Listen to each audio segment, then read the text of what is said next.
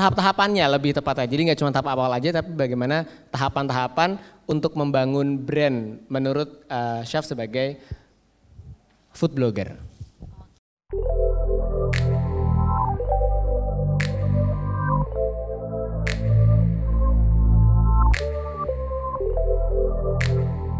Oke, jadi tahapan awalnya itu sebenarnya, jadi kalian buat dulu nih produknya, misalnya produknya adalah ayam geprek. Nah, ayam geprek ini kalian bisa cobain dulu ke teman-teman terdekat atau keluarga-keluarga terdekat buat dikirimin tester.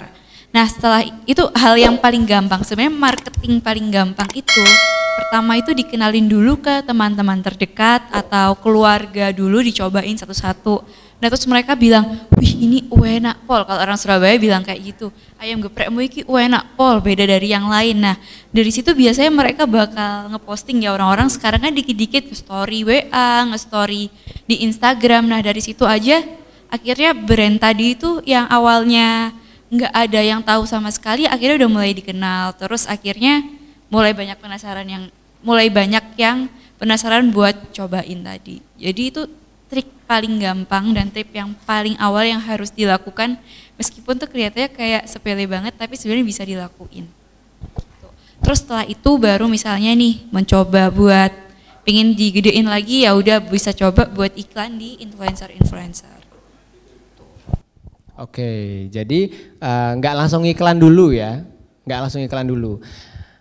Baik. Kita buka untuk sesi pertanyaan lagi, siapa tahu dari peserta ada yang ingin bertanya. Oke, silahkan. Kita diskusi ya. Selamat pagi, Assalamualaikum warahmatullahi wabarakatuh. Waalaikumsalam warahmatullahi wabarakatuh. Saya Ahmad Fahri Julianto dari Jepara, owner dari banaget.cpr. Saya mau tanya Mbak Syafira, awal mula jadi influencer itu gimana? Cara membangun jadi influencer itu gimana? Terus untuk di Jepara, influencer BANUGGET.JPR. Dan untuk influencer di Jepara itu sangat sedikit sekali. Saya pernah udah endorse beberapa orang. Terus saya tanya ke orang-orang, Mas, kok sampean endorse-nya ke orang-orang itu aja, apa gak bosen gitu loh. Gitu. Terus saya udah pernah kirim ke luar kota juga, tapi barangnya kok malah gak fresh gitu loh. Jadi bingung gimana cara membangunnya itu. Ini produk dari saya. Ini influencer dari Jepara semua yang saya pakai.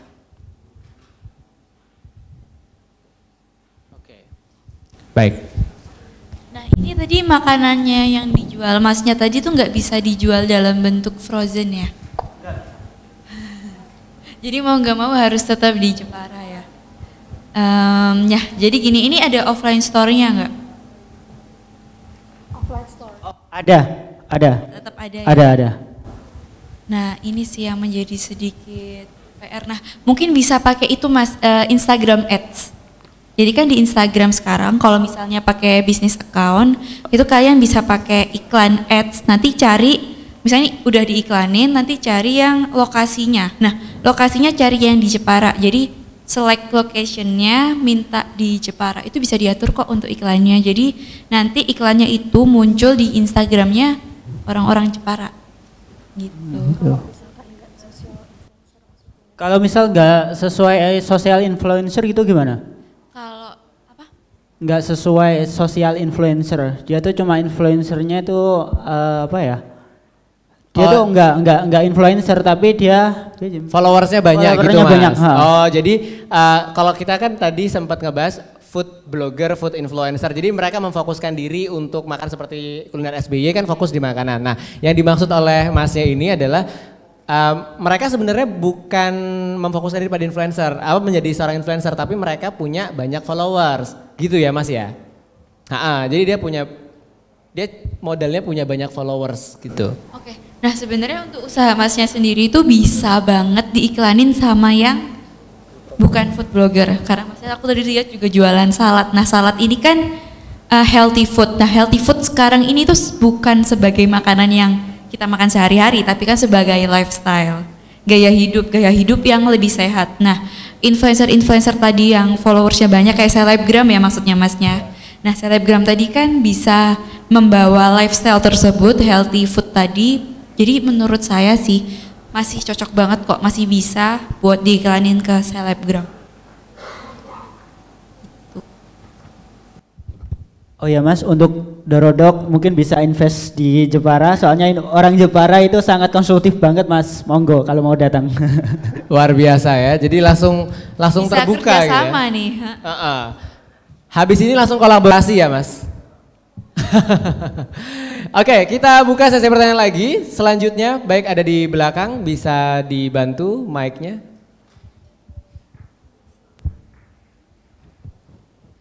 Selamat datang, di sana ada Ketua TDA Sangatta yang udah hadir.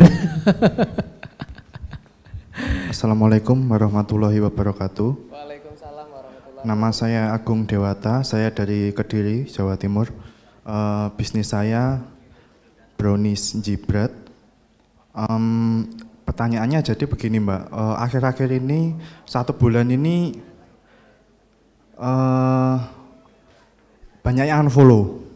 Solusinya gimana? Apakah konten saya terlalu monoton? Bahkan sampai kan di target penjualan saya itu kan di kelas middle. Rata-rata kan sekarang kalau di middle diibaratkan di Didi Kempot itu Mbak. Saya sampai bikin konten tentang Didi Kempot tapi malah banyak yang unfollow. Seminggu itu ada hampir 50. Nggak naik-naik followersnya, cuman segitu aja. Terus interaksinya juga semakin menurun. Jibrat_brownies bakar NJI BRAT_brownies bakar. Apa kontennya terlalu monoton atau gimana Mbak? Soalnya saya pernah ya itu. Ya pertanyaannya jadi itu Mbak. Jadi gimana caranya banyak yang unfollow seminggu sampai 50-an. Terima kasih. Wassalamualaikum warahmatullahi wabarakatuh. Nah, ini juga bisa jadi salah satu trik buat ini bisa jadi salah satu trik buat teman-teman semua. Jadi kalau misalnya kalian yang buat yang udah ada online atau offline, tadi kan ada promo tuh. Dibuat promo misalnya promo 10%. Nah, itu ada syaratnya. Misalnya syaratnya wajib ngefollow Instagram dulu. Nah, itu mau gak mau kan akhirnya banyak followers yang ngefollow Instagramnya. Itu bisa jadi salah satu trik sih. Jadi selain menumbuhkan followers dari dalam Instagram aja, dari media sosial aja, sebenarnya gampang banget buat cari followers dari luar. Jadi misalnya ada yang datang, kita ada, misalnya nih jangan lupa bilang ke kasirnya, bilang kalau misalnya ada yang mau beli, bilang kalau misalnya ada diskon loh 20% kalau misalnya kalian follow Instagram dulu. Nah, bagi kita semua nge-follow Instagram itu gampang banget. Jadi akhirnya mau gak mau yang beli ya pasti nge-follow Instagramnya, oke saya mau diskon 20% saya follow. Nah, akhirnya followersnya nambahnya lumayan dong, karena sehari pasti yang beli gak mungkin cuma 5 orang, tapi pasti ada lumayan banyak kan, pasti kan lebih dari 5 orang kayak gitu. Jadi bisa sehari lebih dari 50 followers deh. Iya, memang followersnya nambah, tapi yang unfollow juga nambah, Mbak. Menurut Mbak ini Syafira, terlalu monoton atau terlalu ramai? Soalnya saya wajibkan admin saya ini 1 hari 2 kali posting di jam pagi sama habis maghrib. Apakah terlalu sering ataukah maksimal 1 hari harus 1 atau 1 hari bisa 5? Efektifnya? Untuk 2 kali sehari itu menurut saya cukup terlalu banyak sih. Jadi mungkin, tapi ya nggak ada salahnya juga 2 kali sehari juga boleh. 1 kali sehari itu cukup dan baiknya emang 1 kali sehari. Tapi ya kalau misalnya mau 2 kali sehari juga nggak apa-apa. Dan menurut saya kontennya udah cukup bagus. Jadi ada perpaduan antara tadi itu desainnya sama foto produknya. Iya sih. Terus giveaway, udah ada giveaway juga, udah bagus. Nah mungkin bisa ditambahin kayak video-video tentang produknya sih, misalnya tadi kan tentang brownies ya. Itu brownies jibrat tuh yang kayak lumer-lumer gitu kan. Ada, itu videonya orang Korea itu Mbak. Nah, itu videonya mungkin lebih dibanyakin lagi kan karena unik banget.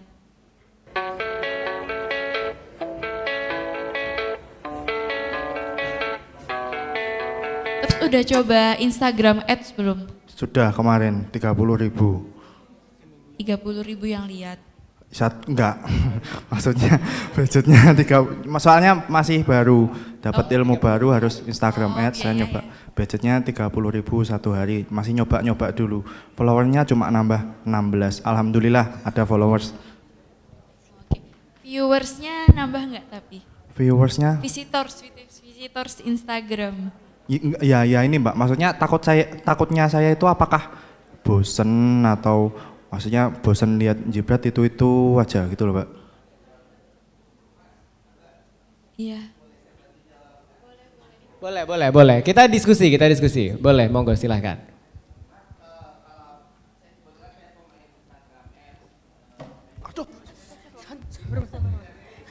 Sampingan sebetulnya. Saya baru jalanin Dordoko Viral ini, saya bangun pabrik itu baru jalan 3 bulan. Kalau fashion saya udah cukup lama. Kalau masalah followernya ada yang unfollow sampai 1000 itu nggak usah bersedih hati gitu kan. Jadi itu adalah hal wajar. Jadi ini saya sharing saja. Saya pemain Instagram Ads, bahkan spending saya itu sehari bisa 1 juta sampai 10 juta. Viewer saya itu bisa dalam 1 minggu itu kemarin sampai 100.000 viewers seperti itu. Dan saya juga pernah ngetes ikutan PP keroyokan itu loh, waktu itu ada kemarin itu bulan lalu kalau nggak salah Desember, saya ikut PP ngetes sih karena seumur-umur belum pernah endorse, belum pernah ikut PP giveaway-nya Nisa Sabian. Dan kalau menurut rekomendasi saya sih jangan pernah ikutan seperti itu, karena apa? Ternyata audiensnya itu tidak sesuai dengan target market kita. Yang saya bayar sekitar kurang dari 2 juta kalau nggak salah, itu follow-nya itu bisa sampai 20.000 yang follow akun saya dalam waktu kurang dari 1 minggu. Tapi setelah itu yang unfollow banyak, puluhan ribu juga. Jadi dan rata-rata, jadi tentukan dulu audiens kalian itu seperti apa, marketnya seperti apa, umurnya berapa, demografinya berapa, cowok atau cewek, seperti itu. Dan tentukan influencer yang cocok dengan market kita itu yang mana. Ternyata audiens Nisa Sabian banyak anak-anak alay yang notabene yang nggak ada duitnya seperti itu. Ya mereka datang ke akun kita bukan untuk beli produk kita, bukan dia tertarik dengan produk kita, tapi dia ngejar hadiahnya, giveaway hunter namanya seperti itu. Jadi kalau sehari saya bisa di follow 16, yang unfollow 100 misalkan seperti itu. Sebetulnya itu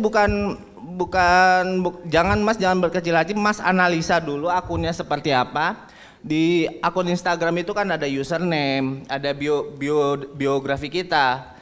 Perbaikin itu dulu. Di biografi itu kan isinya adalah tentang bisnis kita. Identitas bisnis kita, USP apa yang mau Mas tawarkan ke audiens Mas? USP itu unique selling point apa yang mau Mas tawarkan? Apakah ada promonya? Apakah saya beli 1 gratis 1 itu kan USP seperti itu. USP-nya tentukan dulu USP-nya apa. Saya tadi coba lihat akunnya Mas Brownies tadi. Ya, ini akunnya. Kita lihat bionya. Nah di sini kalau saya ngelihat tidak ada yang unik Mas, tidak ada unik. Jadi orang yang memfollow akun kita itu adalah orang yang tertarik sama produk kita, yang orang yang tertarik sama Instagram kita, sama bisnis kita. Dan orang yang memfollow itu belum tentu juga orang yang pada saat itu langsung membeli. Mungkin beberapa hari lagi dia akan membeli. Atau observasi dulu gitu ya Mas ya. Jadi dulu. Karena biasanya kan kita juga kalau mau memfollow akun tertentu itu ngecek dulu, ngekepoin dulu ya, gitu betul. kan ya. Ya, betul. Ngekepoin ini kadang juga ada, kalau kasus di saya malah banyaknya itu mereka nggak follow tapi langsung direct message langsung order. Jadi sebenarnya jumlah followers itu nggak menentukan closingnya ya Mas ya, betul ya? Nggak menentukan.